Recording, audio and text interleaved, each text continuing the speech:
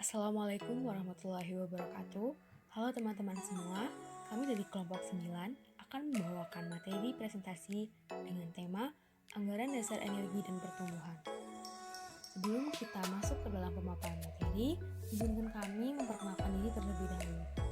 Yang pertama ada Ika Fani Ramadhani dengan NIM L1B020022. Yang kedua ada Novia Dinda Puspitasari dengan NIM L1B020040. Dan yang ketiga ada Novita Desi Rataningsih dengan NIM L1B020080. Selanjutnya, langsung saja kita masuk ke dalam pemaparan materi. Definisi anggaran energi dan pertumbuhan. Anggaran energi merupakan istilah yang berkaitan dengan arah pemanfaatan energi yang berhasil ditambat oleh makhluk di dalam suatu ekosistem. Sedangkan pertumbuhan adalah peristiwa perubahan biologis yang terjadi pada makhluk hidup berupa pertambahan ukuran dalam waktu tertentu. Konsep pertumbuhan. Secara umum, pertumbuhan sifatnya tidak dapat kembali atau irreversibel. Perubahannya dapat diukur dengan angka atau kuantitatif dan disebabkan oleh pembelahan atau pemanjangan sel. Hewan mengalami proses pertumbuhan dan perkembangan seperti halnya makhluk hidup lainnya. Demikian juga ikan yang juga mengalami pertumbuhan. Pertumbuhan dapat dipengaruhi oleh beberapa faktor, yaitu faktor internal dan faktor eksternal. Faktor eksternal adalah makanan dan suhu perairan, pH dan salinitas air. Sedangkan faktor internal adalah keturunan, jenis kelamin, umur, parasit, dan penyakit. Penggunaan anggaran dasar energi. Energi secara umum digunakan untuk dua tujuan, yaitu kelangsungan hidup dan menjaga kelestarian jenisnya dalam jangka waktu yang tidak terbatas. Kelangsungan hidup makhluk hidup dapat terjadi jika makhluk hidup menyisihkan sejumlah energi untuk keperluan seperti memelihara kualitas hidup agar mampu bersaing dan mengantisipasi faktor-faktor mortalitas seperti penyakit, parasit, dan predator. Energi dipakai untuk memelihara kualitas hidup seperti melangsungkan proses fisiologi tubuh, membentuk dan mengganti sel-sel tubuh yang telah rusak, memproduksi hormon dan enzim, serta memproduksi sel-sel kekebalan tubuh. Energi juga digunakan untuk menjaga kelestarian jenis makhluk hidup dengan cara menyisihkan sebagian energinya untuk keperluan reproduksi, yaitu membantu sel-sel kelamin dan hormon-hormon kelamin, melangsungkan perkembangan embrio, memberi nutrisi pada embrio, dan makhluk hidup muda yang baru dilahirkan. Kebutuhan energi pada ikan. Sebagaimana halnya pada hewan-hewan lain yang bersifat heterotop, ikan membutuhkan energi baik untuk perawatan tubuh maupun untuk aktivitas fisik, tumbuh, dan bereproduksi. Energi tersebut berasal dari makanan yang dikonsumsi.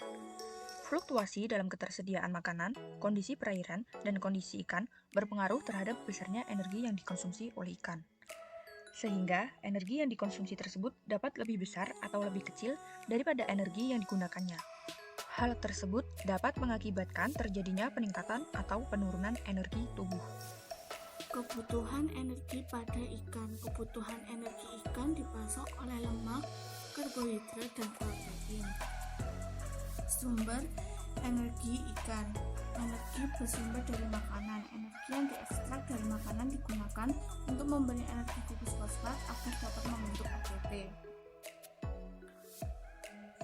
Pakan merupakan unsur terpenting dalam menunjang pertumbuhan dan kelangsungan hidup ikan. Fungsi utama adalah untuk menghasilkan energi yang digunakan untuk menopang pertumbuhan dan perkembangan ikan. Kemudian proses pencernaan pakan pada ikan. Makanan yang dikonsumsi oleh ikan akan mengalami proses pencernaan, penyerapan, pengangkutan, dan metabolisme. Tidak semua makanan yang dikonsumsi akan diserap oleh tubuh ikan. Kemudian alokasi energi pada ikan. Alokasi energi pada suatu organisme termasuk ikan merupakan hal yang dinamis.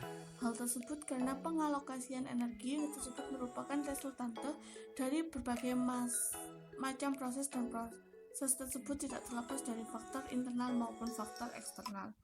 Adalah energi yang dikonsumsi. Pada keadaan yang cukup, ikan akan mengonsumsi makanan sampai memenuhi kebutuhan energinya. Kemudian energi yang terbuang lewat feses. Makanan yang dikonsumsi oleh ikan tidak semuanya dapat diserap oleh tubuh, sebagian akan terbuang lewat feses.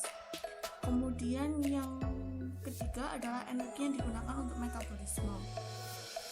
Energi yang dapat dimetabolisme adalah energi yang siap digunakan untuk metabolisme dan pertumbuhan. Sebagian atau bahkan seluruh energi yang dapat dimetabolisir akan digunakan untuk proses metabolisme.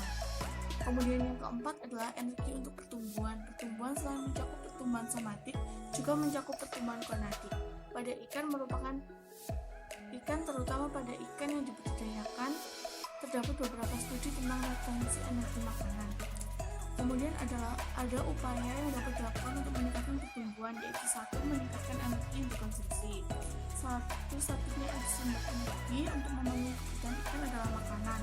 Mulai dari level yang dikonsumsi untuk maintenance, peningkatan energi yang dikonsumsi akan meningkatkan pertumbuhan. Kemudian yang kedua adalah memperkecil terbuangnya energi lewat feses. Semakin rendah nilai kecernaan pakan suatu makanan, maka semakin tinggi energi yang terbuang lewat feses dan sebaliknya. Kemudian yang ketiga adalah memperkecil pembelanjaan energi metabolisme. Energi yang dibelanjakan untuk metabolisme adalah total energi yang dikeluarkan untuk berbagai kegiatan metabolisme. Kebutuhan energi untuk metabolisme dasar tidak dapat diperkecil atau diturunkan. Demikian tadi pemaparan materi dari kelompok 9. Kurang lebihnya mohon maaf.